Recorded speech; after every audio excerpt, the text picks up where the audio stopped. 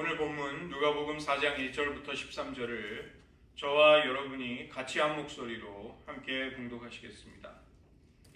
예수께서 성령의 충만함을 입어 요단강에서 돌아오사 광야에서 40일 동안 성령에게 이끌리시며 마귀에게 시험을 받으시더라.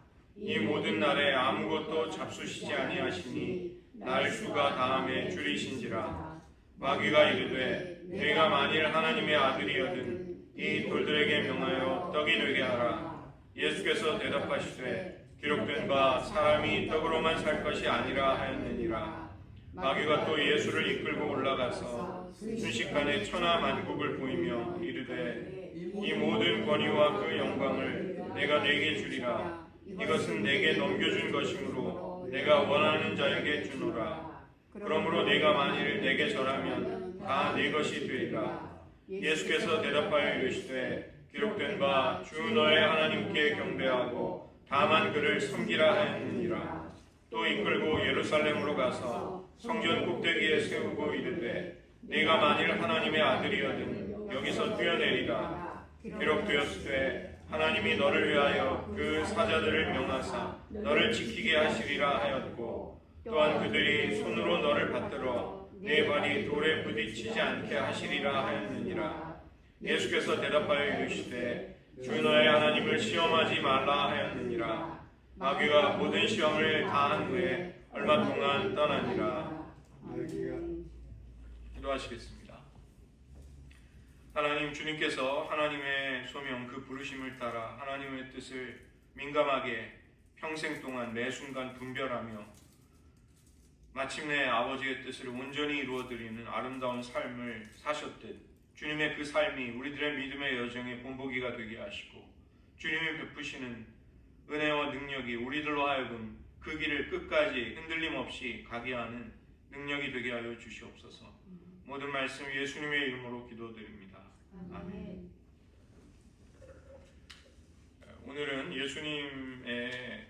예수님의 부르심, 예수님이 부르심에 어떻게 응답하며 하나님의 뜻을 분별해 나가셨는가, 이것이 이제 우리들의 신앙에서 주는 유익에 대해서 살펴보도록 하겠습니다. 먼저는 우리의 영적인 여정에서 꼭 있어야 할 것들이 있죠. 하나님께서는 자기 아들의 대속의 죽음과 부활을 통해 우리들을 구원하십니다. 그런데 이 구원은 일회적인 사건이 아니라 그 구원이 우리들에게 가져온 새로운 삶을 열어주는 것입니다. 가장 먼저는 하나님의 사랑에 대해서 우리가 응답하고 그 받은 바 사랑에 또 헌신과 충성과 사랑으로 하나님께 응답하는 삶이 시작이 되는 것이죠. 하나님의 사랑을 우리로 하여금 하나님은 깨닫고 체험케 하신 다음에 그것이 우리들의 삶 전체를 변화시키도록 하십니다. 그래서 이것은 한 번의 사건, 일회적인 경험이 아니라 계속되는 과정, 우리가 계속 주님과 동행하는 여정이 되는 것이죠. 그 하나님의 생명은 우리 안에 살아 역사하고 약동하면서 우리의 삶의 전체적인 방향과 움직임을 새로운 쪽으로 나아가도록 하는 것입니다. 마치 오늘 양장로님이 기도하셨듯이 긴 겨울이 지나서 봄이 되면 세상의 모든 만물은 하나님의 생명을 누리게 되고 그 감추어졌던 생명이 표현이 되고 발현이 되는 방식이 계절의 변화에 맞추어서 새로워지는 것, 이것에 비슷하다고 할 수 있습니다. 겨울에는 혹독한 추위에 생존하기 위해서 최적의 방식으로 살아남았던 생물들은 땅으로부터 생명의 움을 터올리고 싹이 돋아나고 가지가 뻗어나가고 열매를 맺기 위한 꽃을 피우는 것이죠. 기독교 영성에서 우리의 신앙에서 가장 핵심적인 것은 하나님과 우리 사이에 사랑을 나누게 되는 생명의 관계가 시작이 되고 그 생명은 고정되지 않고 살아있게 자라난다는 것입니다. 하나님의 아들이 오셔서 아버지를 보여주시고 아버지의 말씀을 들려주시며 아버지의 뜻을 온전히 성취하셨습니다. 아버지께로부터 오셔서 아버지의 뜻을 다 행하신 이후에 아들은 다시 아버지께로 돌아가시는데 우리를 고아와 같이 버려두지 않으십니다. 바로 또 다른 보혜사, 알론 파라클레톤, Another Counselor를 우리에게 보내주시는 것이죠. 예수님이 파라클레토스, 예수님이 보혜사이신데 동일한 본질을 가진 또 다른 보혜사, 진리의 영이신 성령을 우리 가운데 보내주십니다. 그분은 진리의 영이시기에 우리를 모든 진리 가운데로 인도하시고 예수님의 말씀을 기억나도록 이해하도록 이끌어 주시는 분이십니다. 이 성령님이 그리스도를 주로 영접한 모든 이들의 영혼에 임재하셔서 내주하시고 신자의 몸을 성령의 전으로 삼아 마치 장막을 펼치듯 함께 살아가시기 시작하시는 것입니다. 하나님의 자녀는 이처럼 성령 하나님의 내주하심을 모시고 살아가는 사람들이 되는 것이죠. 두 번째로는 그로 인해서 진정한 나답게 살아가는 자유가 허락이 됩니다. 하나님의 형상이 회복이 되고 주님을 닮아가면서 베드로가 이야기한 신성한 성품에 참여하는 일이 생기는 것입니다. 우리를 사랑하셔서 우리에게 부어진 하나님의 사랑에 대해서 이번에는 우리 편에서 그것을 너무나 감사하고 즐거워하면서 또 응답하고 사랑을 드리는 것이죠. 그런데 이 일이 각자에게 고유한 독특성과 인격의 특징 속에서 일어난다는 것입니다.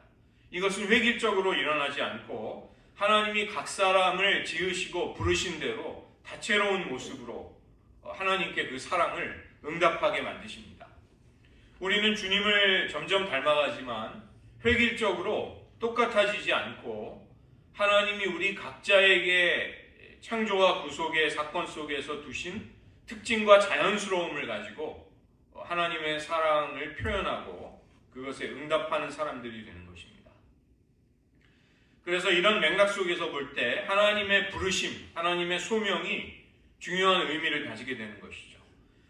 우리를 단지 구원의 자리로 불렀다는 것, 신자됨이 거기에서 끝나는 것이 아니라 우리에게 부어진 하나님의 사랑에 응답을 하고 하나님께 기쁨을 드리는 존재로 살아가는 것입니다. 우리는 그런 부르심이 모든 신자들에게 하나님의 자녀된 나에게 왔다는 것을 느끼게 되는 것이죠. 우리들 평생에 이런 질문들을 하며 사셨을 것입니다. 하나님이 무엇을 하라고 나를 부르신 것일까? 하나님은 나에게 어디로 가라고 하시는 것일까? 내가 어디에 속해 있는가? 살아있는 동안 끊임없이 반복되어 왔던 이런 내면의 질문들이 기도와 또 순종의 삶 속에서 다시 되살아나고 점점 분명해지는 것이죠. 그래서 신자의 삶이라는 것은 하나님의 사랑의 부르심에 사랑으로 응답을 하는 삶이 되는 것입니다. 그 과정 속에서 우리를 부르신 하나님의 선한 목적과 의도에 우리는 점점 가까이 가게 되고 하나님은 그런 선한 은혜를 통해 우리들을 이끌어 가시는 것이죠. 그 때문에 신앙인의 삶은 매일매일이 똑같은 것이 아닌가, 다른 것이 전혀 없지 않은가 생각하지만 전혀 그렇지 않습니다. 하나님이 우리를 위해 예비하신 하나님의 깊은 사랑과 은혜의 차원들이 우리에게 새롭게 열릴 때마다 우리는 마치 선물 보따리가 펼쳐진 그 앞에서 기쁨의 탄성을 터뜨리는 어린아이와 같이 기쁨에 가득 차서 이제 하나님을 찬양하게 되는 것입니다. 이 소명과 부르심에 대해서 자연스럽게 이것을 분별하는 문제가 생기는 것이죠. 겟세마네 동산에서 예수님이 기도하실 때 요한복음 17장 4절입니다. 아버지께서 내게 하라고 주신 일을 내가 이루어 아버지를 이 세상에서 영화롭게 하였사오니 예수님이 이렇게 기도하십니다.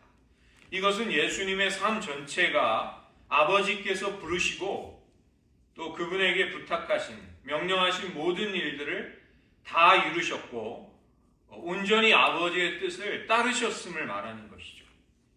이것은 당연히 예수님이 자신의 부르심에 대한 영적인 분별을 통해서 한결같이 그 삶을 살아가셨다는 것입니다. 어떻게 이러한 삶이 가능할까? 요한복음 5장 19절을 보시면 아들이 아버지께서 하시는 일을 보지 않고는 아무것도 스스로 할 수 없나니 아버지께서 행하시는 그것을 아들도 그와 같이 행하느니라.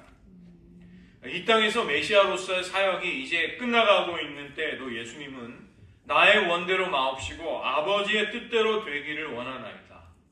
이것이 겟세마네 동산에서 기도의 핵심이었던 것입니다.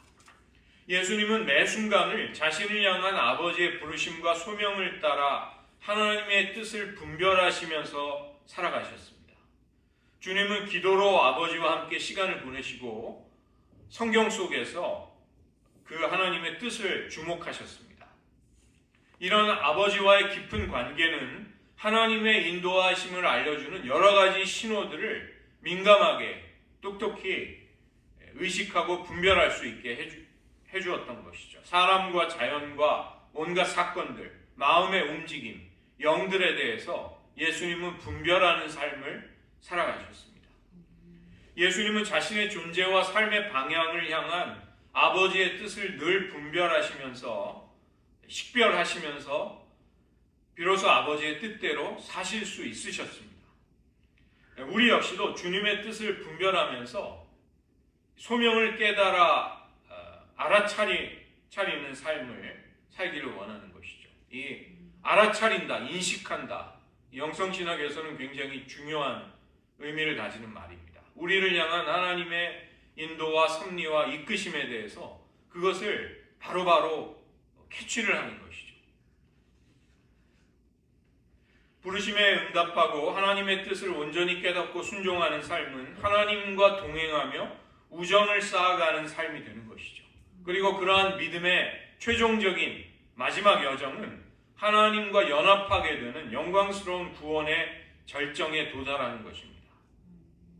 당연히 우리의 삶에는 방해하고 대적하는 세력들이 있죠.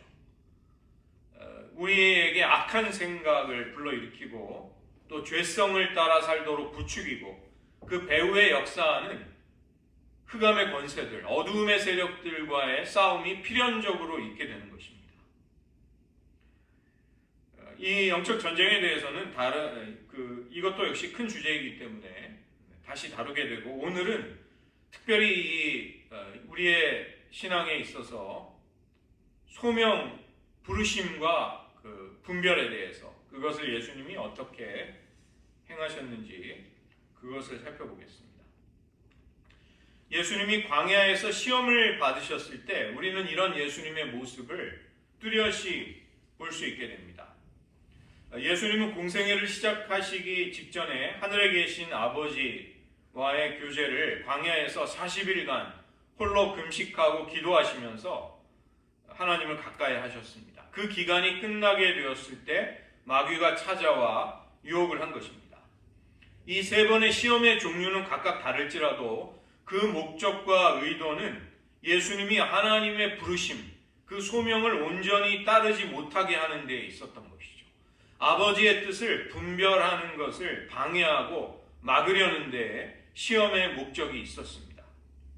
광야에서 시험을 받으신 예수님은 그 유혹들을 모두 물리치시면서 하나님의 소명을 따르기 위해서 아버지의 뜻을 분별하고 순종하는 삶이 무엇인가, 이것을 그 시험 받으시는, 그리고 시험에 승리하시는 삶을 통해 우리에게 친히 보여주고 계십니다. 우리에게도 그 삶의 여정을 뒤따르도록 하시기 위함이고, 그러한 삶을 가능하게 하는 은혜와 능력을 우리에게 주시기를 기뻐하시는 것이죠. 40일을 금식하느라고 시장하셨던 예수님께 이 돌들을 떡이 되게 함으로써 당장의 급한 배고픔이라는 육체의 필요를 해결하라. 이것이 첫 번째 시험의 미혹이었습니다. 이것은 단지 굶주림만을 겨냥하는 것이 아니라 내 자신의 가치를 성과와 성공을 통해서 그것에 결부시켜서 증명하라는 유혹이었던 것이죠. 그러나 예수님은 신명기 8장 3절을 인용하시면서 사람이 떡으로만 사는 것이 아니라 하나님의 입으로부터 나오는 모든 말씀으로 산다, 이것을 선포하시면서 시험을 이기십니다. 예수님은 아버지를 향한 한결같은 사랑과 순종을 통해서 자신의 정체성, 자신의 부르심의 가치를 지켜내신 것입니다. 나중에 예수님이 급식 기적을 베푸셨을 때 오병이와 같은 급식 기적의 자리에서 그 기적을 본 사람들이 예수님을 왕으로 삼으려고 하였습니다. 예수님은 아버지의 뜻과 맞지 않는 대중의 강요, 대중의 요구에 대해서 단호하게 그것을 물리치시고 그 자리를 피하셨던 것이죠. 예수님은 생명의 떡으로 자기 자신을 내어주시기 위해 오셨습니다. 내가 아버지로 말미암아 사는 것 같이 내 살과 피를 먹고 마시는 자는 나로 말미암아 살리라. 생명의 떡이신 예수님을 전적으로 의지하고 사랑하는 그것이 인간이 살아가는 길이다. 그것을 가르치시는 것이죠. 예수님은 죽고 사는 것은 저 떡에 달려있는 것이 아니라 하나님과의 관계에 달려있다고 하십니다. 말씀에 순종하는 것, 그것이 하나님의 아들이 가는 길임을 분명히 하신 것입니다. 마귀는 하나님의 아들이라는 그 권한을, 그 특권을 육신의 정욕과 육신의 필요를 채우는 데 남용하라고 유혹을 하지만 예수님은 아버지께 순종하는 아들의 본분에서 한치도 흐트러지지 않으시고 벗어나지 않으셨던 것이죠. 예수님은 먹는 문제를 먼저 해결하지 않으면 당장 굶어 죽는다는 말을 믿지 않으십니다. 예수님은 아버지 하나님의 공급하심과 그 뜻을 전적으로 신뢰하신 것입니다. 두 번째의 시험은 마귀가 예수님에게 천하만국과 그 영광을 보여주면서 나에게 절하는 것이 그 영광과 다스리는 권위를 얻는 길이다, 얻는 조건이다, 이렇게 유혹하는 것이죠. 예수님은 신명기 6장 13절에 근거해서 오직 하나님께만 경배하라고 말씀하십니다. 예수님이 받으실 영광은 한낱 마귀가 주는 것이 아니라 하나님 아버지께서 주시는 것입니다. 그 영광은 죽음과 부활을 통해 예수님에게 주어질 것입니다. 또 하나님의 아들은 이 땅에 세상의 영광을 얻으시기 위해 오시지 않으셨습니다. 그분의 나라와 통치는 고난받는 여호와의 종의 순환을 통해서 이루어지는 것이죠. 아들의 순종을 통해 이루어지기에 예수님은 아버지의 뜻에 온전히 순종하고자 하셨던 것입니다. 마지막으로 마귀는 예수님을 예루살렘 성전의 꼭대기에 세우고 시편 91편 11절과 12절까지 인용을 하면서 하나님이 천사들을 보내어 하나님의 아들이 추락하는 것을 지켜주실 것이다. 그러니 뛰어내려라. 어떤 주석가들은 그 성전의 벽면이 기드론 골짜기와 연결이 돼서 끝모르는 골짜기가 그 앞에 펼쳐져 있다고 그렇게 주석을 하는 분들도 있습니다. 그 엄청난 깊이의 골짜기에 뛰어내렸는데도 예수님이 아무 해도 입지 않으신다면 사람들은 그 엄청난 기적 앞에서 예수님을 당장 추종하게 되는 것이죠. 마귀는 성경까지 인용하면서 하나님의 보호 안에 있는 하나님의 아들은 어떠한 위기의 순간에도 죽지 말아야 한다, 죽지 않을 것이다, 이것을 강조하는 것입니다. 그러나 예수님은 목숨의 위협을 받는 순간조차도 자신의 생명을 아버지께 넘기시는 그 순간에도 아버지를 신뢰할 것을 다짐하고 계십니다. 하나님은 택하신 자가 해를 입지 않도록 보호해 주실 수도 있지만 죽음에 이른다 할지라도 죽음을 넘어서서 죽음의 권세를 정복하시고 구원하며 보호해 주실 수 있는 분이신 것이죠. 예수님은 이처럼 아버지 하나님의 보호를 절대적으로 신뢰하기 때문에 하나님이 보호해 주시는지 아닌지를 시험할 필요가 전혀 없다고 하시는 것입니다. 하나님의 계획과 사랑에 대한 전적인 신뢰가 바로 마귀의 시험을 이기는 예수님의 방법이었던 것이죠. 예수님은 표적을 통해서 사람들로부터 인정받는 메시아가 아니라 십자가와 부활을 통해서 메시아로 입증이 되는 것이 자신을 향한 아버지의 뜻임을 잘 알고 계셨습니다. 그러나 마귀의 시험은 예수님이 메시아로서의 진정한 길을 가지 못하도록 미혹함으로써 그 영적인 여정에서 실족하도록 만드는 것이었죠. 만약에 예수님이 유혹에 넘어가서 뛰어내리게 된다면 거기서 추락사를 하게 되는 것입니다. 그러나 예수님은 자신의 소명 그리고 자신을 향한 아버지의 뜻을 민감하게 정확하게 분별하심으로써 전적인 신뢰와 사랑을 아버지께 흔들림 없이 드리실 수 있으셨습니다.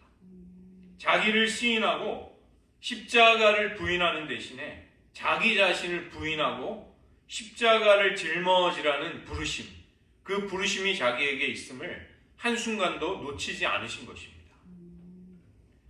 생명으로 가는 좁은 길을 끝까지 충실하게 걸으셨던 것이죠. 이런 영적인 여정은 우리에게도 마찬가지라는 것입니다. 주님이 우리에게 지고 가라고 하신 십자가를 다른 무엇으로 대신할 수 있는 길이 없습니다. 그런 십자가를 줄인다든지 축소할 수가 없다는 것입니다. 우리들 각자에게 주신 십자가를 매일매일 지고 가는 것, 그것이 주님을 뒤따르는 유일한 길인 것이죠. 십자가를 피해서 이렇게 멀리 나는 좀 편하게 돌아가고 싶다, 그런 우회로도 없습니다. 그러니까 우리에게 본을 보여주신 이 주님을 뒤따라가는 것만이 우리가 하나님을 사랑하고 따라가는 길이 되는 것입니다. 아버지의 부르심과 뜻을 분별하고 헤아리면서 순종할 수 있으셨던 예수님, 그 주님처럼 우리도 부르심을 받은 것입니다. 그 주님처럼 우리도 우리를 향한 아버지의 뜻을 분별할 때 우리는 믿음의 여정을 끝까지 성공적으로 갈 수 있게 되는 것이죠. 우리가 구해야 할 은혜가 바로 이것입니다. 예수님은 나의 멍에를 매면서 나에게 배우라고 하셨습니다. 이것은 우리에게 우리의 안과 밖에서, 우리의 내면과 우리의 외부에서 우리가 하나님을 사랑하고 순종할 수 있도록 역사하신다는 것을 의미하는 것이죠. 먼저는 예수님이 우리의 내면 속에서 우리의 욕구와 소원과 갈망을 변화시켜 주십니다. 인간의 타고난 성향은 하나님의 영광보다 사람의 영광을 추구합니다. 그리고 하나님의 인정보다 사람의 인정을 목말라 하는 것이 사람의 인지상정인 것이죠. 보이지 않는 하나님의 영광과 보상, 이것을 믿음이 아니면은 기대하기가 어려운데, 당장 눈앞에 인간이 우리들에게 해주는 칭찬의 말 한마디, 인정, 인기, 우리에게 주어지는 권력과 권위 같은 것들, 우리는 그것이 훨씬 더 우리에게 피부에 와닿는 것이죠. 그러나 예수님은 많은 사람들을 만족시키기 위해서 살려고 하지 말라고 하십니다. 심지어는 너 자신의 소원, 너 자신의 갈망을 충족시키는 것이 인생의 목적이 아니라고 하시는 것이죠. 은밀한 중에 우리의 삶을 보고 계시는 위대한 관객이신 아버지 하나님, 그 하나님의 인정을 받는 삶을 살라, 그 하나님의 박수갈채를 받으라, 이렇게 말씀하십니다. 그러기 위해서는 우리 안에서 우리의 소원과 갈망이 죄악과 육신의 정욕과 탐심을 쫓으면서 하나님의 뜻이 아니라 하찮은 우리의 인간적인 관심사들을 쫓았던 이전과는 다른 삶을 살아야 하는 것이죠. 그것을 위해서 하나님은 우리의 소원과 우리의 욕망을 변화시켜 주시는 것입니다. 우리는 무언가를 끊임없이 갈망하는 사람들이죠. 그런데 그 갈망의 질적인 수준과 그 갈망의 목표들이 달라지는 것입니다. 예수님은 우리의 소원과 갈망이 이제 하나님과 하나님의 나라를 향하도록 역사하십니다. 이것은 우리의 삶이 하늘의 신령한 은혜들을 사모하고 그것을 기뻐하고 즐거워하게 되는 이전과 다른 새로운 심령이 된다는 것을 말하는 것이죠. 이전에는 그토록 중요하게 여겼던 것들이 예수님과 수년 동안 동행하고 나면 아무것도 아닌 하찮은 것에 불과하다는 것을 알게 되는 것입니다. 그 이그나티우스 로욜라라고 예수의 제수잇을 창설한 분이 있는데, 이 18세기에 유럽에 엄청난 그 제수잇 학교들이 생겼어요. 수많은 대학들이 생겼습니다. 그 뉴욕에는 이제 로욜라 같은 그런 포뎀 같은 칼리지들이 이제 제수잇이 세운 학교인데, 어떤 사람이 그에게 질문을 합니다. 당신이 세우신 그 대학교가 모두 다 폐교가 된다면, 세상에서 사라진다면 어떤 기분을 느끼시겠습니까? 그때 그 이그나티우스 로욜라가 그 일을 제 마음에서 털어버리는데, 잊어버리는데 5분이 넘지 않았으면 좋겠습니다. 그렇게 대답했다고 합니다. 그것은 아무것도 아니라는 것입니다. 예수님은 그 다음에 우리 외부, 우리 바깥에 있는 가치들을 변화시키십니다. 예수님으로 인해서 떡이 아니라 말씀에 대한 순종이 천하만국을 다스리는 영광의 자리에 앉아 군림하는 것보다 섬기는 것이, 그리고 하나님을 시험하는 것보다 전적으로 그분을 신뢰하는 것이 생명의 길임을 예수님은 알려주시는 것이죠.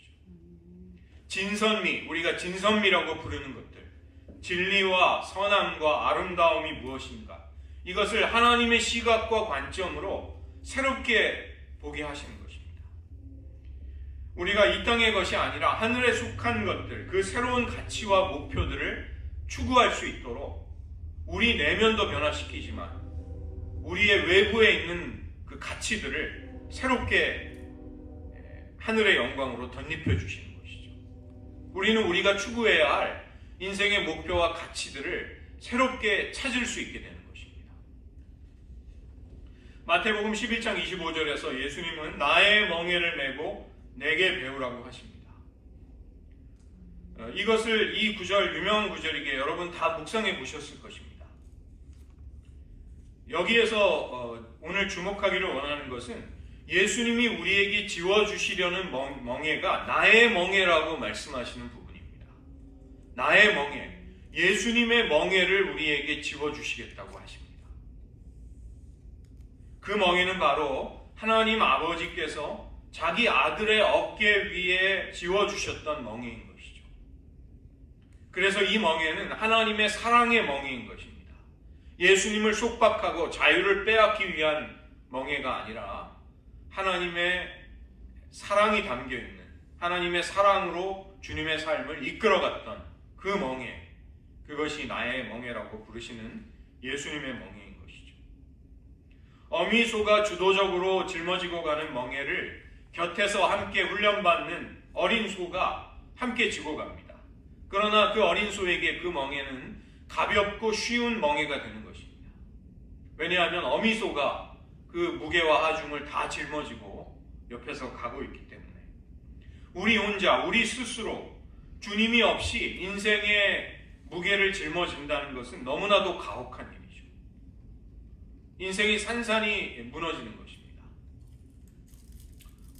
그 드라마에 나왔던 관식, 그 아버지의 삶, 가족을 지키기 위해서 어마어마한 인생의 고난의 무게를 짊어지고 정말 부서지는 것이죠. 마지막에는 죽음을 맞이하는 장면을 보면 그 사람이 짊어졌던 인생의 무게가 그 사람을 그냥 무너뜨리는 것입니다. 우리의 멍에와 짐은 주님과 함께하는 삶 속에서 더 이상 우리를 버겁게 하거나 압도적이지 않은 무게로 가벼워지는 것입니다. 이전에는 무척이나 고통스럽고 곤혹스러웠던 삶의 무게가 주님과 함께 주님의 멍에를 지기 시작하면서부터 달라지게 됩니다. 감당할 만해지고 인내할 수 있게 되고 불가능해 보이고 암울해 보였던 삶의 새로운 차원들 속에 주님의 은혜가 빛나고 있음을 우리의 눈이 포착하게 되는 것이죠. 온유하고 겸손하신 주님은 이처럼 우리를 가르쳐 주십니다. 주님의 멍에를 우리가 함께 지고 가는 것이 얼마나 큰 축복인가를 배우게 하신다는 것입니다. 그렇게 될 때 우리는 세상의 인정이 아니라 하나님이 우리를 인정해 주시는 것, 그것만으로도 충분하다는 것을 고백할 수 있게 됩니다. 은혜 가운데 자족할 수 있는 심령이 되는 것입니다. 이전에는 무엇도 필요했고 무엇도 갈급했고 무엇이 없어서 불행했던 인생이 하나님 한 분이면 되는구나. 하나님이 내게 주시는 은혜만으로 나는 충족할 수 있구나. 그 고백이 나오는 것이죠. 이처럼 하나님이 원하시는 사람, 하나님이 우리에게 의도하신 그대로의 모습으로 되어가는 것, 이것이 신앙인의 삶의 기쁨이자 핵심인 것입니다. 그리고 이런 변화는 우리의 경건과 우리의 노력으로 우리가 땀 흘려서 얻어내는 것이 아니라 은혜의 선물로서 허락이 되고 우리에게 불현듯 찾아오는 것이죠. 우리의 부르심에 대해 응답하며 아버지의 뜻을 분별하고 순종해 가셨던 예수님, 그 예수님이 우리에게 바라시고 원하시는 삶이 가능해지는 것입니다. 주님의 멍에를 지고 주님과 함께 인생의 여정을 걸어갈 때 이런 은혜가 우리 모두에게 임하시기를 주님의 이름으로 축원드립니다. 오늘 말씀을 의지하며 저희들 함께 잠시 기도하기를 원합니다. 주님이 사단에게 시험을 받으시는, 유혹을 이기시는 그 장면 속에서 우리는 주님이 아버지의 부르심에 대해 얼마나 견고하게 서 계신가를 볼 수 있게 됩니다. 마귀는 어떻게든 십자가의 길로 가셔야 할 메시아의 사명을 흐트러뜨리려고 하는 것이죠. 그 부르심을 부정하고 실패하도록 만들기 원하는 것입니다. 사탄의 우리를 향한 유혹도 마찬가지라는 것이죠. 우리를 향한 하나님의 부르심에서 우리의 인생이 어긋나도록 하는 것이 유혹의 의도이자 목적인 것입니다. 그러나 예수님이 승리하셨듯, 예수님이 아버지의 뜻을 분별하심으로써 승리하실 수 있었듯 우리들에게도 승리의 비결은 동일한 것입니다. 이 시간 저희를 함께 기도하기 원하는 것은 하나님, 우리를 향한, 우리의 교회를 향한, 우리 나라와 민족을 향한 그 부르심을 다하기를 원합니다. 그를 위해 아버지의 뜻을 온전히 분별할 수 있게 하여 주시옵소서. 온갖 사람들과의 관계, 사건들, 일상들, 우리에게 찾아오는 고난과 또 형통한 일들, 그 모든 것들 속에 아버지의 뜻을 헤아릴 수 있게 하여 주시옵소서. 주님과 같이 승리할 수 있게 하여 주시옵소서. 그 은혜를 위해서 이 시간 기도하기 원하고, 주님은 나의 멍에를 함께 메고 나에게 배우라고 하십니다. 놀랍게도 우리는 우리 혼자 인생의 짐을, 인생의 무게를 짊어지고 가는 자들이 아니라는 것입니다. 예수님의 멍에를 우리는 함께 지고 갈 때 쉼을 얻고 평안이 찾아오고 자유가 찾아오는 것을 경험하게 될 것입니다. 주님, 오늘 하루도 우리들 평생에 주님의 멍에를 함께 지고 가는 인생이 되게 하여 주시옵소서. 이 시간 잠시 여러분의 신앙 고백으로 기도하시겠습니다.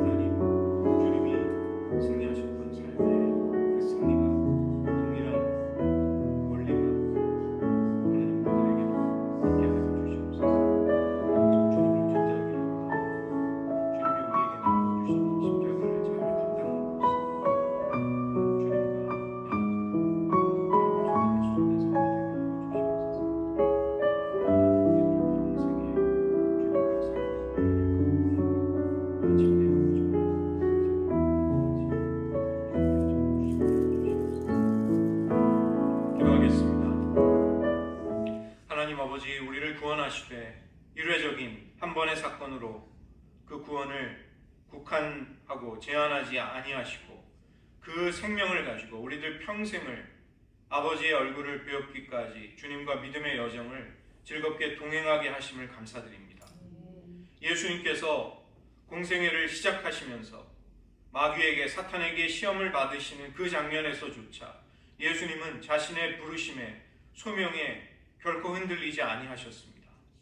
예수님은 아버지의 뜻을 민감하게 분별하심으로써 메시아의 길을, 소명의 길을 실패하도록 하는 마귀의 모든 유혹과 시험을 능히 물리치시고 승리하셨습니다. 주님의 이러한 삶에 동일한 승리가 우리들에게도 임하기를 간절히 원합니다. 하나님, 우리들의 소원과 우리들의 갈망을 변화시켜 주셔서 이전에 즐거워하고 사랑하던 것들을 내려놓고 하나님이 주시는 신령한 은혜와 하늘의 기쁨과 영광을 바라보며 사모하게 하셨습니다. 우리들의 인생의 목표와 우리들의 가치들이 변화되었습니다. 또한 우리들의 눈을 열어주셔서 하나님이 세우신 영광스러운 하나님 나라의 가치가 우리들의 인생의 최고의 목표가 되도록 우리들을 이끌어 주셨습니다. 주님, 예수님이 걸어가셨던 아버지 하나님을 사랑하셔서 아버지께로부터 왔다가 아버지의 뜻을 모두 행하시고 아버지께로 돌아가실 수 있었던 그 삶이 우리들의 인생 속에서도 이루어지기를 원합니다. 주님과 평생을 동행하며 그 사랑의 관계를 가꾸어 가게 하시고 그 여정의 마지막 그 절정에서 아버지와 연합하는 영광스러운 구원의 절정까지 저희들 들어갈 수 있도록 함께하여 주시옵소서. 하나님, 이 믿음의 여정이 결코 외롭거나 우리 혼자가 아닌 것을 인하여서 또한 감사드립니다. 우리 곁에 함께하는 형제자매들과 지체들과 서로를 격려하며 이 믿음의 여정을 끝까지 갈 수 있도록 도와주시옵소서. 모든 말씀 예수님의 이름으로 기도드립니다.